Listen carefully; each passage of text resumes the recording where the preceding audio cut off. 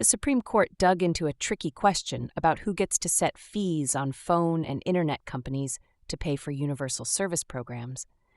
At issue was whether Congress handed too much lawmaking power to the Federal Communications Commission, and then whether the FCC handed too much of its power to a private group that crunches the numbers. Justice Kagan, writing for the court's majority, said Congress gave clear instructions on how to calculate those fees and that the FCC still calls the final shots. A few justices disagreed, but the court rejected the idea that separate steps of delegation added up to an unconstitutional handoff of power. Stick around after the break to hear why this matters for your bills and what it could mean for keeping everyone connected. Nine Robes uses nonpartisan, everyday language to focus on the facts of what the Supreme Court is saying. Here, you'll find clear, concise summaries of every Supreme Court opinion, stripped of legalese and clickbait headlines. Each post breaks down the facts, explains the court's reasoning, and highlights the crucial details that often go unnoticed.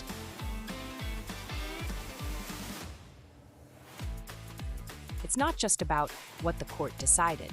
It's about why those decisions matter, to give you a deeper understanding of the cases that define our nation's legal landscape. These summaries are generated by AI. Be careful and consult reputable sources when in doubt.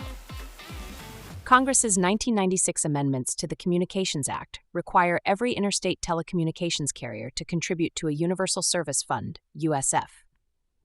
This fund subsidizes basic phone and broadband service for low-income consumers, high-cost rural areas, schools, libraries, and rural hospitals. Each quarter, the FCC sets a contribution factor, the percentage of carriers' projected revenues to be paid into the USF. In December 2021, the FCC set this factor at 25.2% for the first quarter of 2022. Consumers Research, representing a carrier, a nonprofit, and individual consumers, challenged this system, arguing it violates constitutional principles in two ways. First, that Congress improperly delegated its taxing power to the FCC without clear guidance, and second, that the FCC wrongfully passed that power to a private entity, the Universal Service Administrative Company. The Fifth Circuit agreed with these challenges, ruling the framework unconstitutionally gives legislative power to both the executive branch and private actors. Justice Kagan, writing for the majority, joined by Chief Justice Roberts and Justices Sotomayor, Kavanaugh, Barrett, and Jackson, reversed the Fifth Circuit's decision. The court found that Congress provided adequate guidance for the FCC. The law clearly defines universal service policy, specifies who benefits, rural high-cost areas, low-income consumers, schools, libraries, rural hospitals, and details what services should be funded, those essential to education, public health, safety, widely subscribed, and affordable. The term sufficient in the law imposes both minimum and maximum limits on revenue collection. Regarding the use of a private administrator, the court ruled this doesn't violate constitutional principles because the FCC maintains final control. It appoints the administrator's board, approves its budget, and reviews all revenue and expense projections before finalizing the contribution factor. The court also rejected the Fifth Circuit's novel double-layer theory, noting that public and private delegations involve different constitutional concerns and don't compound to exceed permissible bounds.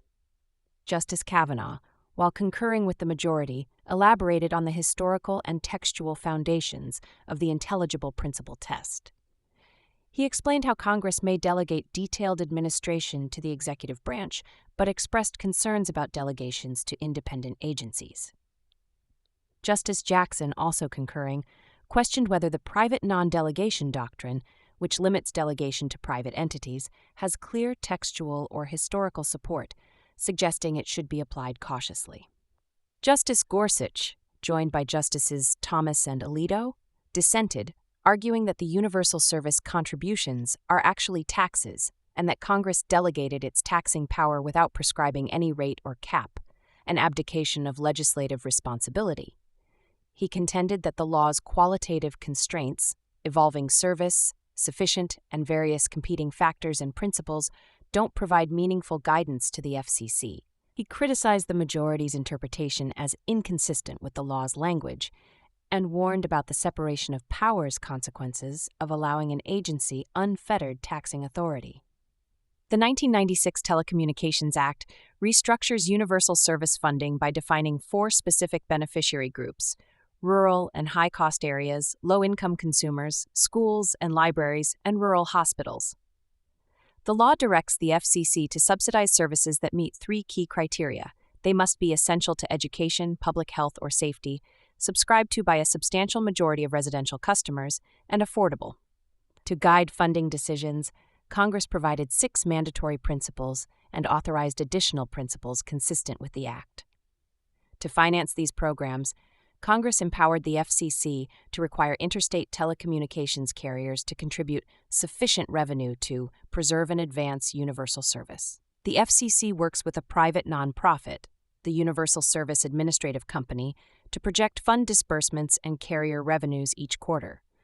While the FCC reviews and may revise these projections before setting the final contribution factor, the percentage of carrier revenues owed, the use of qualitative terms like sufficient and evolving level, along with multiple factors and principles, gives the FCC considerable discretion. This broad authority is precisely what sparked the constitutional debate in this case. Find us online at 9robes.ai. That's the number, 9robes.ai. Like and share this podcast with friends that like to be informed. 9 Robes provides AI summaries of U.S. Supreme Court cases. AI makes mistakes. People make mistakes too. We genuinely do our best to provide you with the most accurate summaries, but our best sometimes includes errors.